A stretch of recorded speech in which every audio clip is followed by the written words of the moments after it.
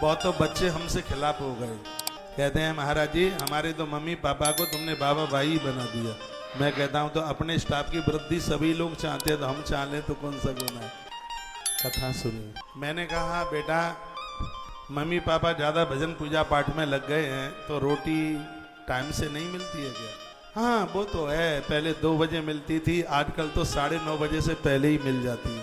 और टीवी 9:30 बजे शुरू होता है, चकाचक नाश्ता 9:30 बजे से पहले। और जैसे ही कथा का टाइम होता है तो माताएं 10 बार अपने पति को कहें अरे आज 9 बज गया अभी तक आप निकले नहीं है। अरे वहाँ महाराज जी ने एक दिन बोला था कथा में कि दुकान दफ्तर समय से ही खोलना चाहिए, और भोर का सुबह का जो समय होता है जिसमें सूर्य भगवान की किरणें अभी ज़्यादा दमक नहीं रही है, वास्तु के हिसाब से भी वो समय, हाँ ये समय बढ़िया ही होता है।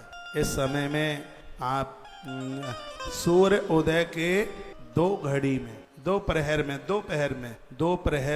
1 प्रहर 1 घंटा 24 मिनट का होता है, तो 2 में कितना हो गया? 2 घंटा 48 मिनट। मैं एक ज्योतिष के अनुसार बता रहा हूँ, आप अपना दफ्तर दुकान यदि सूर्य उदित के 2 मुहूर्त में यानी 3 घंटे से पहले यदि आप अपने ऑफिस दफ्तर को उस टाइम से खोलते हो तो इसमें बहुत ज़्यादा बरकत होती है, बहुत ज़्यादा।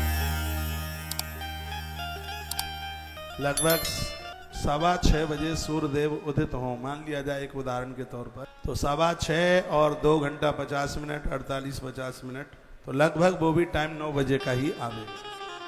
ऐसा नहीं है कभी हमारे कहने से 8 बजे खोल दो, कभी 12 बजे खोल दो, कभी 2 बजे खोल दो, तो फिर कस्टमर भी ग्राहक भी तो आएगा ही कहाँ पे। तो हम बड़े भाग्यशाली हैं कि आजकल, अभी वो बालक मुझे बता रहा था रॉबिन, दिल्ली में बच्चे कहीं पैसे वैसे लेने के लिए, बहुत परिवार ऐसे हैं जो नहीं जा पाते हैं बैंक तक, तो आश्रम के बच्चे चले, बोलते हैं महाराज जी हम जिस गली में से निकल करके गए 10 बज रहा था, 9:30 बज रहा था, और उस गली में महाराज जी आपकी ही कथा चल रही थी।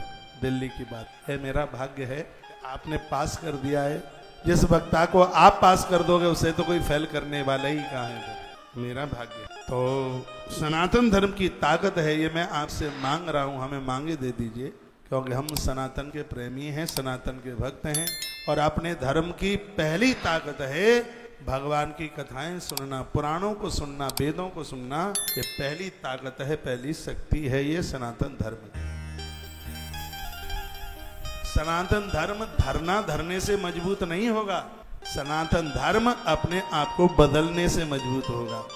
अपने आप का परिवर्तन कीजिए, धरना धरने से क्या हो जाए, परिवर्तन कीजिए, अपने आप को ईश्वर से जोड़िए, अच्छे महापुरुषों से जोड़िए।